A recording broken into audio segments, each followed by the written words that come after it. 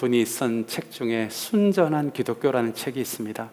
너무나 잘 알려진 책인데요, 이 책 안에서 이 C.S. 루이스가 성경은 두 종류의 생명에 대해서 이야기를 하고 있다라고 이야기합니다. 우리말에는 생명이라고 하면 모두 같은 생명인데, 우리 신약 성경에 기록된 헬라어 성경에는 생명이라는 단어를 의미하는 단어가 두 종류의 헬라어가 있다는 뜻입니다. 우리 첫 번째 단어는 비오스라는 단어입니다. 이 비오스는 동물이나 식물이 살아있다라고 할 때 사용되는 생명입니다. 이 비오스라는 단어에서 우리가 잘 아는 바이올로지, 생물학이라는 단어가 나왔습니다. 식물이 살아가는 삶, 동물이 살아가는 삶, 어떤 목적이 있다라기보다도 어쩌면 살아있으니까 살아가는 삶이 아닐까요? 우리가 살아있으니까 살아가게 하는 생명, 여러분 그 생명을 비오스라고 이야기합니다. 그러나 성경에 생명을 의미하는 또 다른 단어가 등장하는데요, 그 단어가 바로 조회라는 단어입니다. 이 조회는 하나님이 의도하신 삶을 살아가게 하는 생명을 의미합니다. 어쩌면 성경이 어떤 책인지에 대해서 우리가 수많은 방법으로 정의할 수가 있지만, 이 비오스와 조회라는 단어로 성경이 어떤 책인지를 우리가 한번 정의를 내린다면, 성경은 어떻게 하면 우리의 삶이 비오스에서 조회의 삶으로 변화될 수 있는지에 대해서 가르쳐주는 책이 바로 우리가 읽고 있는 성경책입니다. 사랑하는 여러분, 한번 생각해 보시길 바랍니다. 우리가 천국이라고 부르는 하나님 나라에서의 삶이 그저 살아있으니까 살아가는 이 비오스의 삶으로 가득 차 있는 곳이라면, 여러분 그곳을 하나님 나라라고, 우리 천국이라고 부를 수가 있겠습니까? 만약에 우리가 천국이라고 부르는 하나님 나라에서의 삶이 비오스 삶으로만 가득 차 있다면 아마 저는 그곳에 별로 가고 싶지 않을 것 같습니다. 왜냐하면 성경이 이야기하는 하나님 나라의 삶은 비오스가 아니라 하나님이 원래 의도하신 그 삶을 살아내는 조회의 삶이기 때문에 그렇습니다. 그렇다면 이런 질문을 우리가 한번 해볼 수 있을 것 같습니다. 그렇다면 어떻게 우리가 조회의 삶을 살 수가 있습니까? 당연히 그런 질문을 우리는 던져볼 수 있습니다. 여러분, 먼저 이것을 기억하시기를 바랍니다. 우선 성경은 우리가 어떻게 하면 더 착해질 수 있는지, 우리가 어떻게 하면 좀 더 봐줄 만한 사람이 될 수 있는지를 가르쳐주는 책이 아닙니다. 더 나아가서 성경책은 어떻게 하면 나를 개발할 수 있는지에 대한 자기 개발서도 아닙니다.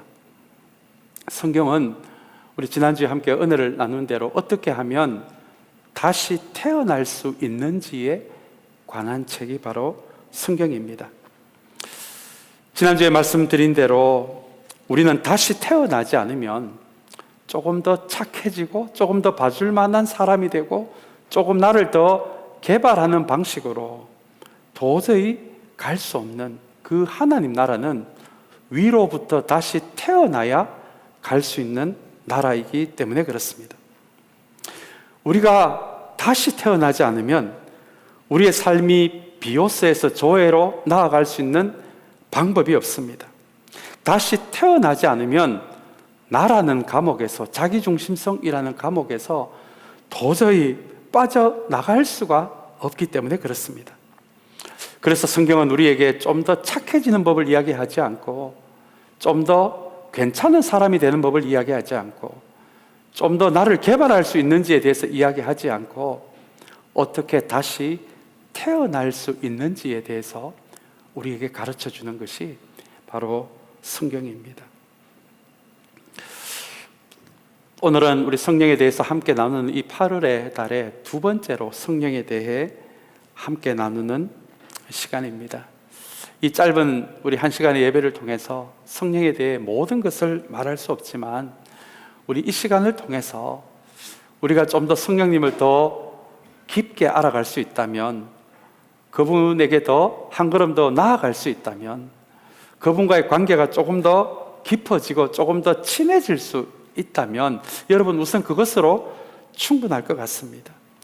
오늘 이 두 번째 시간, 이 시간을 통해서 다시 한번 우리의 삶을 비오스에서 조회로 나아가게 하시는 그 성령님을 다시 한번 붙들게 되는 이 예배 시간이 되시기를 주님의 이름으로 간절히 축원합니다.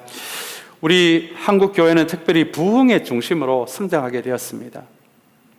그래서 우리는 성령님에 대해서 배우기는 많이 배웠는데 우리 은사라는 측면에서 성령님을 많이 배웠습니다.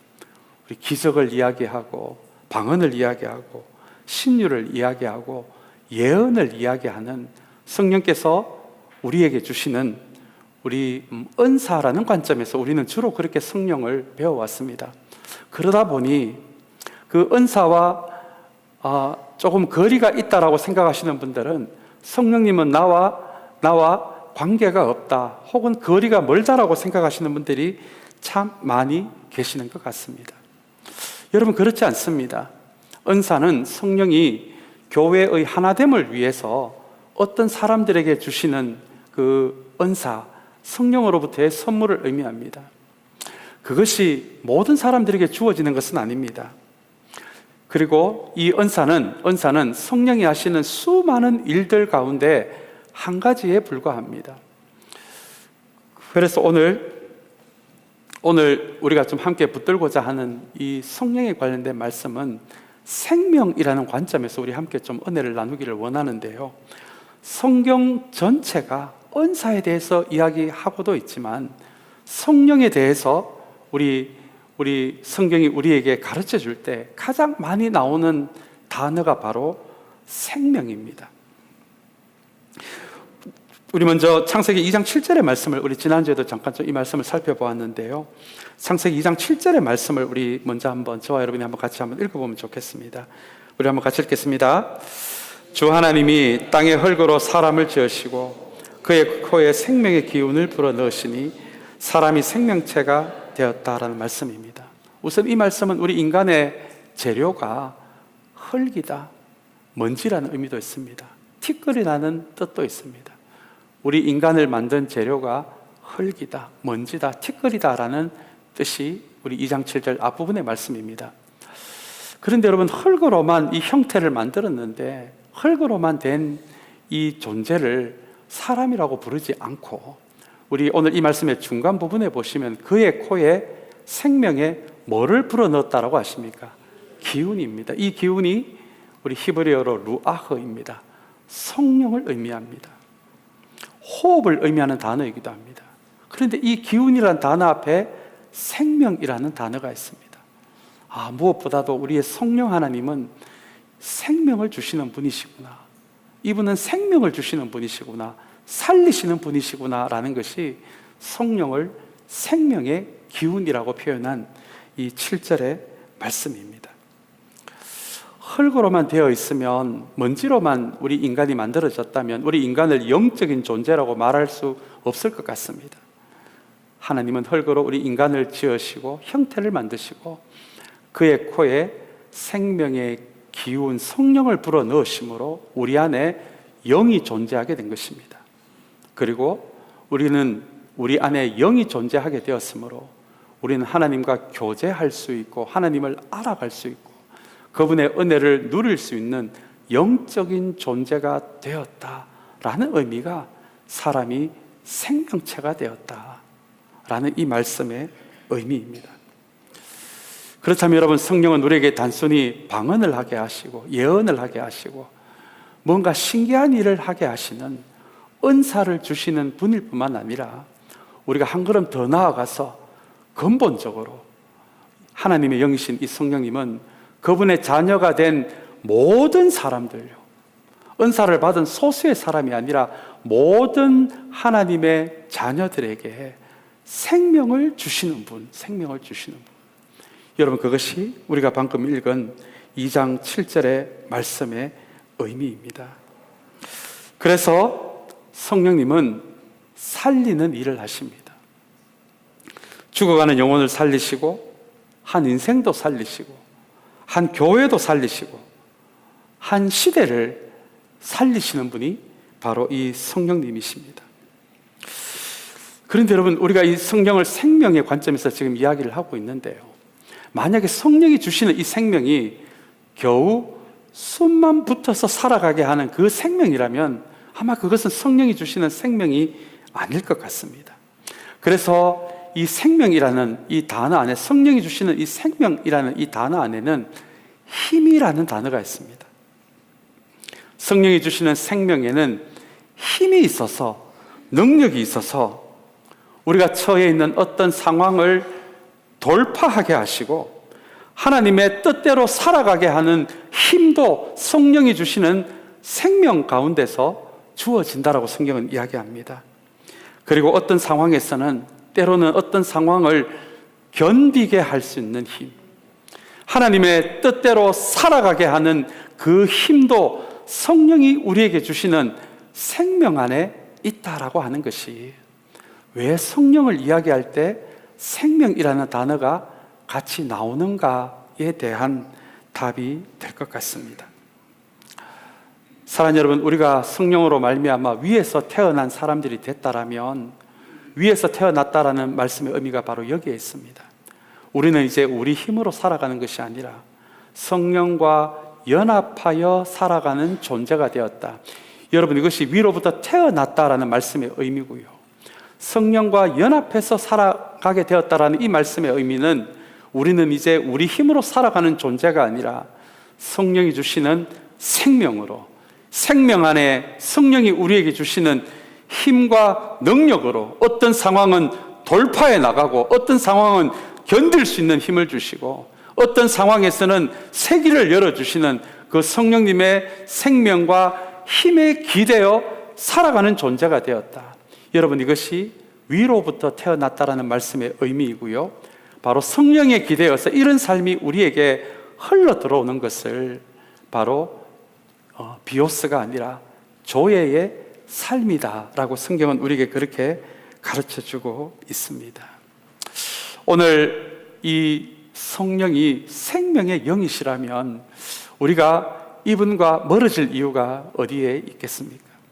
우리를 새롭게 태어나게 하시고 우리에게 생명을 주시고 우리에게 힘을 주시는 분, 그래서 마침내 비오스에서 벗어나서 조예의 삶을 살아가게 하신다면, 사랑하는 여러분, 성령은 그저 우리에게 은사만 주시는 분이 아니라 이 땅에서의 삶을 가능하도록, 돌파하도록, 이기도록 우리에게 생명과 힘을 주시는 그분이, 우리가 예수 그리스도를 믿음으로 고백할 때, 나의 주로 고백할 때 우리 안에 들어오셔서 내주하기를 시작하시는 성령님이 하시는 가장 중요한 일이라는 것을 기억하는 우리 모두가 되시기를 주님의 이름으로 간절히 축원합니다.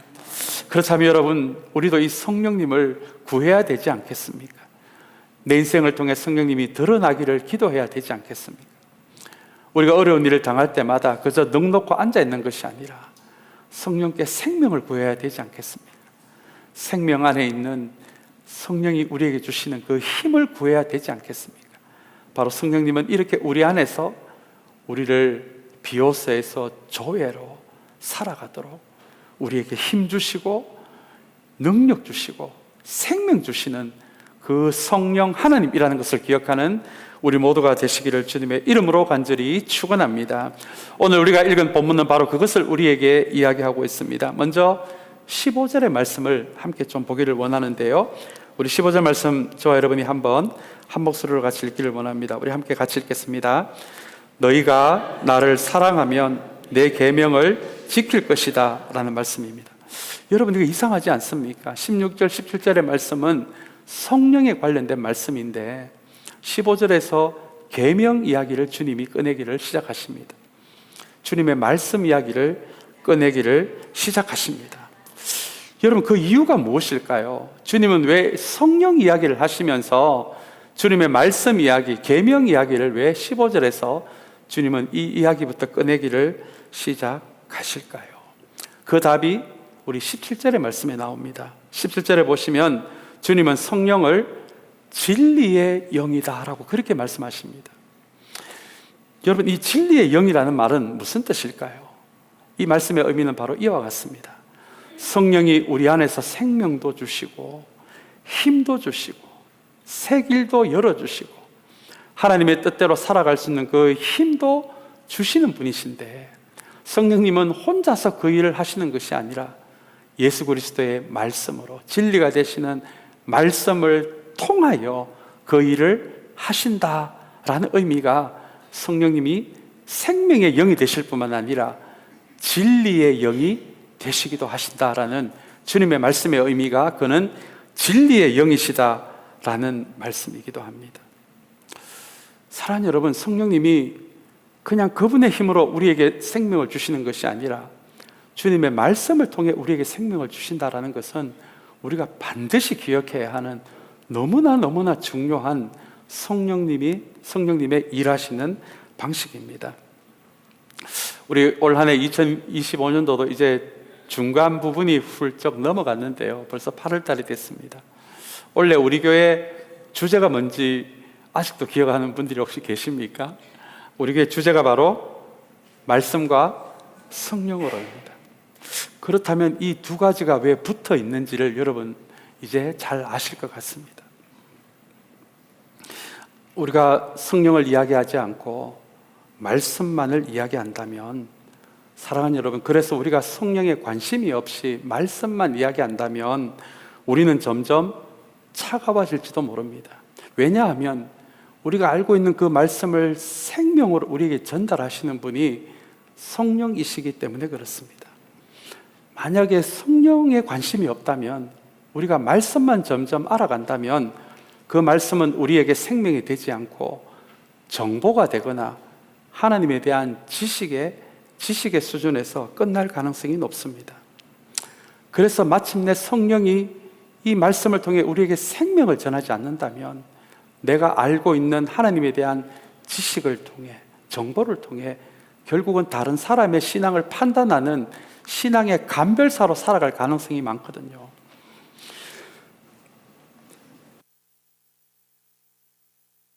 여러분, 반대도 마찬가지입니다. 어떤 분들은 말씀에는 관심 없이 성령의 은사에만 관심이 많으신 분들이 계십니다. 여러분, 큰일 날 일입니다. 성경은 그런 신앙을 말하지 않습니다.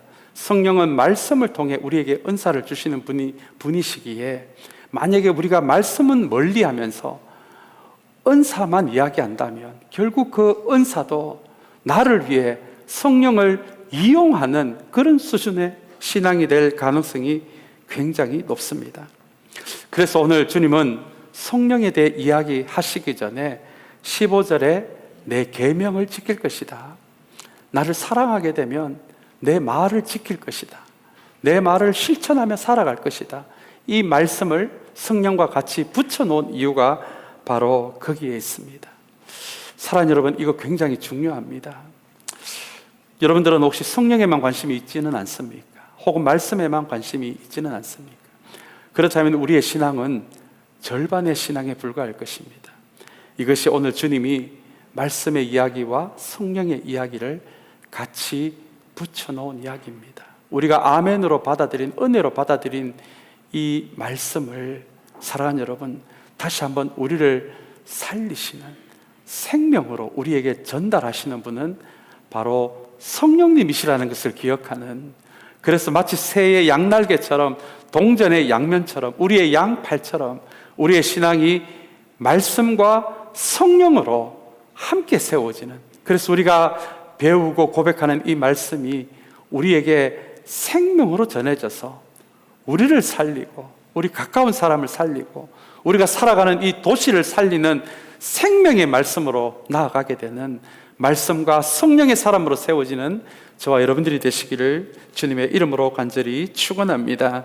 사랑하는 여러분, 다시 한번 15절의 말씀을 보기를 원하는데요, 이 말씀을 잘 보시면 어떤 조건문으로 되어 있습니다. 너희가 나를 사랑하면이라고 되어 있습니다. 그래서 우리가 이 영어 성경에는 if라고 이렇게 표현된 성경도 있고요, if라고 우리가 이렇게 쉽게 받아들일 수 있지만, 우리 헬라 원어에 보시면 if가 아니라 오히려 when에 가까운 말씀이기도 합니다. 그렇다면 이 말씀을 헬라어로 다시 한번 번역을 하면, 너희가 나를 사랑하면이 아니라 너희가 나를 사랑하게 될 때, 내 계명을 지킬 것이다 라는 말씀입니다. 내 계명을 지켜야 한다, 명령이 아닙니다. 의무가 아닙니다. 내 계명을 지킬 것이다. 이것은 시간이 지나면 저절로 이 계명이 지켜지게 될 것이다. 의무감으로, 책임감으로 어떤 명령이라는 의식을 가지고 강박으로 나 하나님의 말씀 안 지키면 큰일 나가 아니라, 너희가 정말 나를 사랑하게 될 때 누가 지켜라 지켜라 말하지 않아도 하나님의 말씀이 저절로 지켜지게 될 것이다 라는 말씀이 내 계명을 지킬 것이다 라는 말씀입니다. 우리 비슷한 말씀이 사도행전 1장 8절에도 나옵니다. 우리 이 말씀 한번 같이 읽겠습니다. 이 말씀 한번 같이 읽겠습니다. 그러나 성령이 너희에게 내리시면 너희는 능력을 받고 예루살렘과 온 유대와 사마리아에서 그리고 마침내 땅끝에까지 이르러 내 증인이 될 것이다입니다. 여러분, 내 증인이 되라입니까? 아니에요. 내 증인이 될 것이다. 저절로의 의미가 있습니다. 전제가 있습니다. 성령이 너희에게 내리시면, 너희 안에 거하시기를 시작하시면, 그 성령님과 더 친해지면, 성령님과 더 가까워지면, 성령님의 일하시는 그 생명에 내 인생을, 내 영혼을 맡기기 시작하면, 시간이 지나면 되라고 해서 되는 것이 아니고, 지켜라 해서 지켜지는 것이 아니고, 성령님과 친해지면, 성령이 주시는 진리와 생명에 내 인생과 내 영혼을 맡기기 시작하면 어느 순간에 주님의 말씀을 지키게 되게 되어 있고 내 증인이 되게 되어 있다라고 하는 것이 여러분 사도행전 1절 8절에 될 것이다라는 이 말씀의 의미입니다. 그렇다면 15절 말씀에 왜 16절, 17절 성령에 대한 말씀을 주님께서 가르쳐 주신지 조금은 알 것 같습니다. 왜냐하면 하나님의 말씀이 시간이 지나면 지켜지게 되는 것, 정인이 되는 것, 정인이 되게 되어 있는 것은 우리 힘이 아니라 우리 안에 계시는 성령을 통해 위로부터 다시 태어나게 될 때, 그래서 우리의 영이 하나님의 영인 성령과 연합하게 될 때, 그리고 이 성령이 주시는 생명과 그 힘에 우리를 맡기기를 시작할 때 되어지게 될 것이다. 너희 힘이 아니라 되어지게 될 것이다.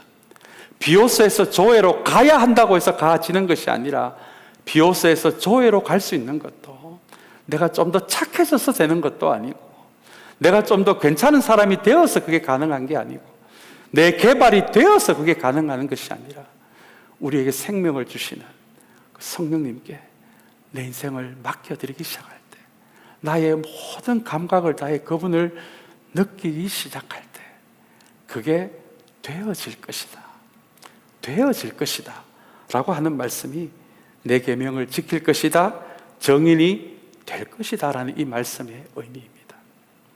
사랑하는 여러분, 이것은 우리의 신앙의 굉장히 중요한 부분을 말해주고 있습니다. 우리는 유교 문화에서 자라다 보니까 해야 한다라는 명령과 당위에 익숙해져 있습니다. 목사라면 이렇게 살아야 하고, 장로라면 이렇게 살아야 하고, 권사라면 이렇게 살아야 하고, 집사라면 이 정도는 살아내야 되지 않나. 물론 틀린 말은 아닙니다. 그러나 여러분 기억하십시오. 성경은 우리가 우리의 이빨을 깨물면서 의무감으로 억지로 주님을 따라가라고 그렇게 가르치지 않습니다. 대신에 우리 안에 거하시기를 시작하신 하나님이시기도 하신 성령 하나님, 우리의 영혼과 연합이 되셔서 우리가 주님을 나의 주님으로 고백할 때 내 안에 들어오셔서 나의 이 부족한 영과 연합되어 있어서 우리와 함께 걸어가는 그 성령님께 우리를 열어드리게 되어일 때 억지로 하는 것이 아니라 저절로 되어지게 되어 있다라고 하는 것이, 여러분 이것이 성경이 우리에게 가르쳐주는 성령이 움직이기 시작할 때 우리에게 벌어지는 일들입니다. 사랑하는 여러분, 우리 참사랑교회 억지로 무엇인가를 하는 교회가 아니라 성령님을 의지함으로 그냥 되어지는 교회가 되시기를 주님의 이름으로 간절히 축원합니다. 저와 여러분들의 신앙도 마찬가지입니다. 억지로 뭔가를 하라고 성경은 말하지 않습니다. 대신에 저와 여러분을 성령님께 열어드리라고 이야기합니다.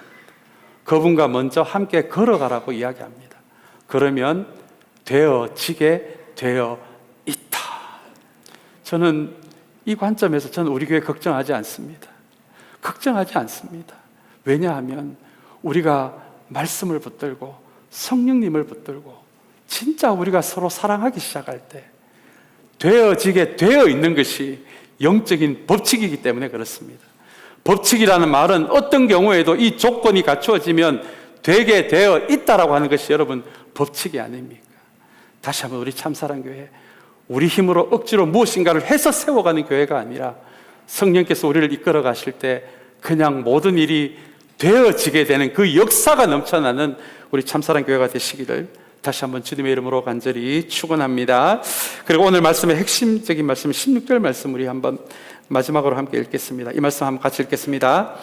내가 아버지께 구하겠다. 그리하면 아버지께서 다른 보혜사를 너희에게 보내셔서 영원히 너희와 함께 계시게 하실 것이다. 여러분, 오늘 너무 흥미로운 단어가 나옵니다. 성령님을 한문으로 보혜사라고 이야기합니다. 중국어 성경을 먼저 번역한 것이 우리 한글 성경이기 때문에 우리 성령님을 표현할 때 보혜사 이렇게 한문으로 표현한 것입니다. 제가 이게 너무 궁금해서 저도 보혜사라는 단어를 너무 많이 들었는데 한문으로 무슨 뜻인지를 한번 너무 궁금해서 조금 살펴봤는데요. 이 보혜사의 보자가 보호할 보자입니다. 해자가 은혜 해자입니다. 사자가 스승 사자더라고요. 이것을 다 연합해 보니까 우리 한문에서 이야기하는 우리 성령님 보혜사는 은혜로 우리를 보호해 주시는 스승님, 선생님, 우리 그런 의미가 되더라고요. 물론 이 한문의 뜻도 가만히 보시면 우리에게 잔잔한 은혜가 되기도 합니다. 그런데 여러분, 헬라어, 우리 성경에 쓰여진 헬라어 성경에 이 성령을 파라클레토스라고 이야기합니다. 이 파라클레토스는 한문으로 표현된 보혜사와는 조금은 다른 의미가 있습니다. 이 말씀의 핵심적인 의미는 이 파라클레토스라는 이 성령님을 가리키는 이 헬라 단어의 핵심적인 의미는 우리의 옆에 함께 서 있다라는 뜻입니다. 특별히 위급한 상황에서, 답이 없는 상황에서, 이거 어떻게 풀어나가지 하는 그 상황에서 우리의 옆에 함께 서 계시는 분, 은혜로 우리를 보호하시는 스승님도 괜찮은데 이 헬라의 의미를 쫓아간다면 모든 상황에서 우리 옆에 서 계시는 분, 참 이게 저에게 은혜가 되더라고요. 이 단어에서 나온 또 다른 단어가 위로라는 단어가 있습니다. 헬라어 단어 위로라는 단어도 바로 이 파라클레토스에서 나왔습니다. 그래서 성경이 이야기하는 위로는 야, 다 잘 될 거야, 너무 걱정하지 마, 그 정도의 위로가 아니라 하나님이 너의 옆에 함께 서 계신다. 여러분, 그것을 누군가에게 상기시켜 주는 것을 성경은 위로라고 이야기합니다. 우리 마태복음 5장 4절 말씀 잘 아실 것 같습니다. 애통하는 자는 복이 있다. 그는 하나님의 위로를 받을 것이라는 말씀입니다. 여기서 말하는 애통은 내 팔자야가 아닙니다. 내 팔자에 앉아서 땅을 치는 그 애통이 아닙니다. 성경이 말하는 애통은 교회의 아픔, 이웃의 아픔, 세상의 아픔을 나도 같이 아파하는 것을 성경은 애통이라고 이야기합니다. 주님은 이렇게 말씀하신 것입니다. 교회의 아픔, 세상의 아픔, 이웃의 아픔을 같이 느끼는, 애통하는 사람은 복이 있다. 그 사람에게 어떤 복이 있냐 하면 하나님의 위로가 그 사람에게 함께 하실 것이다. 여러분, 이 위로의 뜻을 아신다면 이런 뜻이 됩니다. 슬퍼해야 할 것에 슬퍼할 줄 아는 사람은 복이 있다. 그 사람의 인생 바로 옆에 하나님이 서 계신다. 서 계신다. 여러분, 바로 그 옆에 함께 서 계신다라는 단어가 성령님을 의미하는 헬라어 파라클레토스의 의미입니다. 우리가 이 의미를 생각한다면 사랑하는 여러분, 그저 성령은 우리에게 은사만 주시는 분이 아니시고 우리에게 생명을 주시고 돌파할 수 있는 힘도 주시고 견딜 수 있는 힘도 주시고 새 길도 열어주실 뿐만 아니라 우리의 모든 삶의 자리, 우리 옆에 함께 서 계시는 그 성령 하나님을 지금 주님이 너희에게 보내주시겠다라는 이 말씀이 우리의 단순히 은사뿐만 아니라 우리의 모든 삶의 자리, 우리가 주님 앞에 갈 때까지 우리 옆에 함께 서 계시는 성령님을 보내주시겠다라고 하시는 말씀이 방금 우리가 읽은 이 16절의 말씀의 의미입니다. 그래서 이 파라클레토스를 스승님으로 번역하지 않고 많은 성경을 연구하는 신학자들, 영성가들은 true friend, 참된 친구로 이렇게 많이 번역을 합니다. 성령님을 참된 친구라고 하는 이 단어가 참 저에게는 마음에 와닿더라고요. 그냥 친구가 아닙니다. 어떤 친구요? 참된 친구. 참된 친구는 그 친구가 잘못된 길을 갔을 때 올바른 이야기를 해주는 친구입니다. 참된이라는 단어에는 truth, 진리라는 의미가 있기 때문에 그렇습니다. 그리고 참된 다음에 나오는 친구는 그냥 우리가 아는 친구입니다. 어려운 일을 당할 때 옆에서 어깨를 토닥토닥 그렇게 해줄 수 있는 그 사람을 우리는 친구라고 이야기합니다. 그래서 어떤 영성가는 이 참된 친구라는 말을 통해서 이런 재밌는 표현을 했던 분도 계시더라고요. 성령님은 우리에게 검사의 역할도 하시고 변호사의 역할도 하시는 분이다. 우리가 우리의 인생 잘못된 길을 갈 때 말씀으로 우리가 지금 어디에 있는지, 우리의 실제 모습이 무엇인지를 우리에게 비추어 주시는 검사 같은 역할도 성령님이 하시고, 그리고 우리가 어려움을 당할 때 우리 옆에 묵묵히 함께 서 계시는 그 역할, 그 변호사의 역할도 하고 계시니, 그래서 성령님을 표현하는 가장 적절한 표현은 참된 친구다 라는 그 의미가 파라클레토스 안에 있습니다. 사랑하는 여러분, 너무 좋은 뜻이 아닙니까? 우리에게 은사만을 주시는 성령님으로 안다면 이 좋은 친구, 참된 친구, 아마 이것이 조금 어색하게 다가올지도 모르겠습니다. 사랑하는 여러분, 아닙니다. 은사는 성령님이 하시는 한 종류의 일이시고요, 보다 더 근본적인 의미로 성령께서 하나님의 자녀가 된 사람들의 안에 내주하시는 이유는 우리에게 참된 친구가 되시기 위해 성령께서 우리에게 오신 것입니다. 우리에게 하나님의 말씀으로 생명을 주시기 위해, 어려운 일을 만날 때는 돌파할 수 있는 힘을 주시기 위해, 어떤 일은 견딜 수 있는 힘을 주시고, 또 어떤 일은, 어떤 하나님의 말씀은 이 말씀을 잘 살아낼 수 있도록 힘을 주시고, 어려운 일 당할 때는 우리 옆에 서 계시고, 우리가 길을 잘못 들 때는 주님의 말씀으로 우리에게 우리의 실제 모습을 보여주시는 그 일을 하시기 위해 우리와 함께 하시는 성령님, 그분은 우리의 참된 친구가 되신다라고 주님이 우리에게 말씀하고 계신 것입니다. 사랑하는 여러분, 우리가 이것을 기억한다면 우리가 성령님과 멀어질 이유가 한 가지도 없습니다.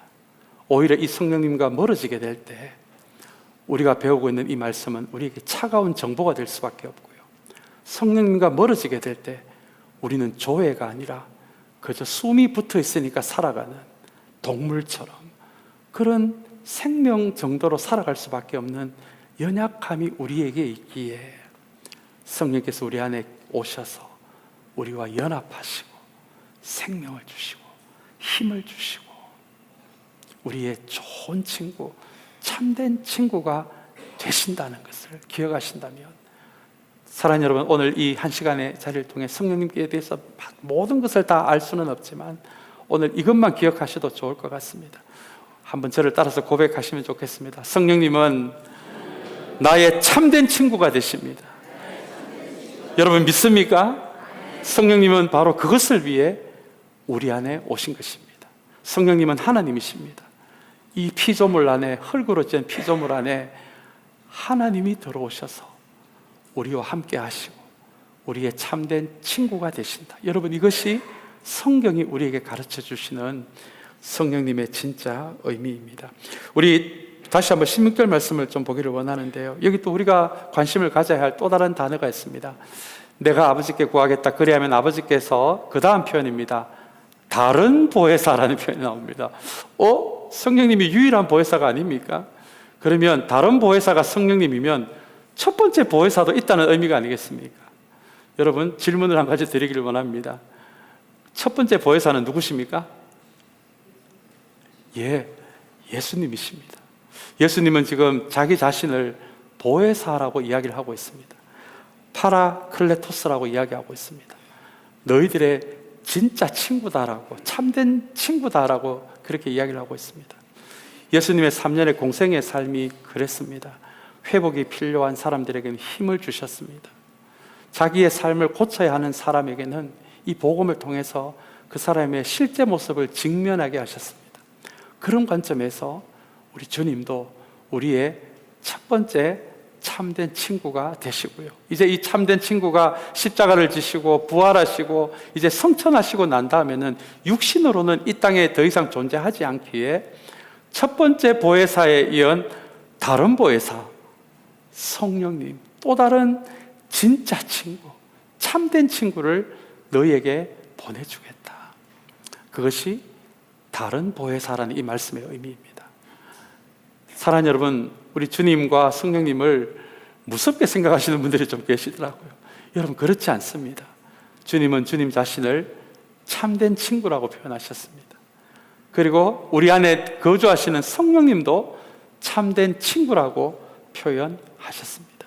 그렇다면 저와 여러분들의 앞으로에 남아있는 이 믿음의 여정은 얼마나 이 참된 친구인 성령님과 친해지느냐, 그리고 말씀으로 우리와 함께 계시는 주님과 얼마나 친해지느냐. 왜요? 참된 친구라고 말씀하시니까요. 다시 한번 오늘 이 시간을 통해서 성령님과 우리 말씀으로 우리 안에 계시는 주님과 조금 더 친해질 수 있는, 우리의 사귐이 더 깊어지는, 우리의 남은 신앙의 여정이 바로 거기에 달려 있다는 것을 기억하는 저와 여러분들이 되시기를 주님의 이름으로 간절히 소망합니다. 이제 우리 마지막으로 우리 16절 말씀에서 마지막에 나오는 단어 하나를 함께 살펴보고 말씀을 마치겠습니다. 다른 보혜사를 너에게 보내셔서, 우리 그 다음에 나오는 표현입니다. 영원히라는 표현입니다. 여러분, 영원히 무엇입니까? 많은 분들이 영원은 죽음 이후라고 이야기합니다. 우리가 알고 있는 과거, 현재, 미래, 이 시간 너머에 있는 시간을 영원이라고 그렇게 이야기를 하고 있고요. 그리고 그곳에서의 삶을 영생이라고 이야기합니다. 그런데 주님은 영원을, 영생을 다르게 정의하셨습니다. 우리 그 말씀이 요한복음 17장 3절에 나옵니다. 우리 이 말씀 한번 같이 읽겠습니다. 우리 같이 읽겠습니다. 영생은 오직 한 분이신 참 하나님을 알고 또 아버지께서 보내신 예수 그리스도를 아는 것입니다. 여러분, 이게 무슨 의미입니까?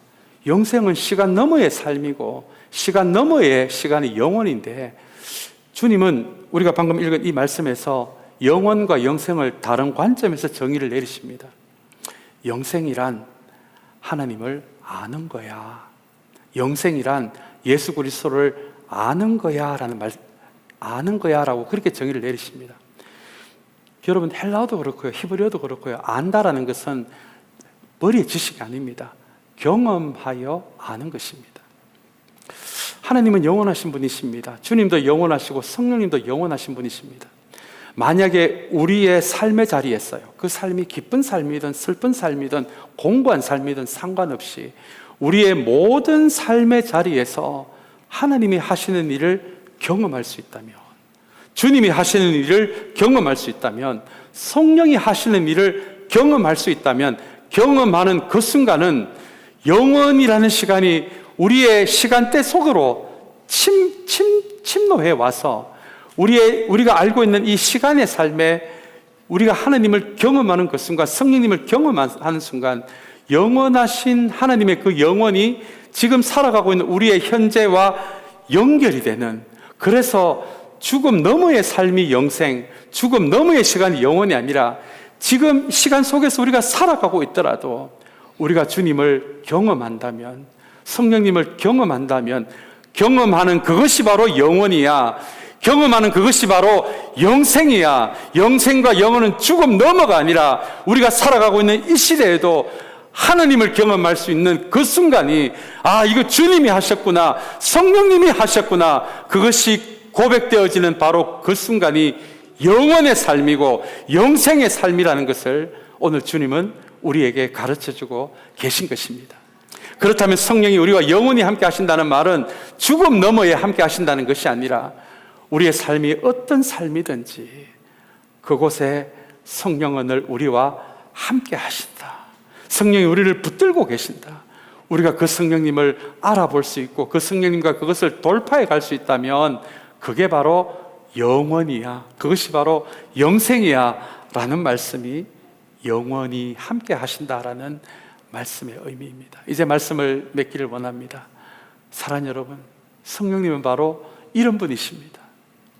그리고 우리에게 바로 이것을 행하시기 위해 하나님의 피조물인 우리 인간 안으로 들어오셔서 생명을 주시고 친한 친구가, 참된 친구가 되어주시고 우리의 삶의 모든 자리에서 우리 옆에 묵묵히 함께 서 계시는 사랑하는 여러분, 그 성령님과 다시 한번 더 친해질 수 있는, 그래서 저와 여러분들의 삶이 조회, 우리 비오스에서 조회로 막 나가려고 하는, 억지로 하는 그런 삶이 아니라 그 성령님과 함께 저와 여러분들의 삶이 비오스에서 조회로 저절로 되어지는, 여러분 그 은혜가, 그 은혜를 누릴 수 있는 저와 여러분들의 앞으로의 믿음의 여정이 되시기를, 이 성령님과 함께 걸어가는 여정이 되시기를 주님의 이름으로 간절히 축원합니다.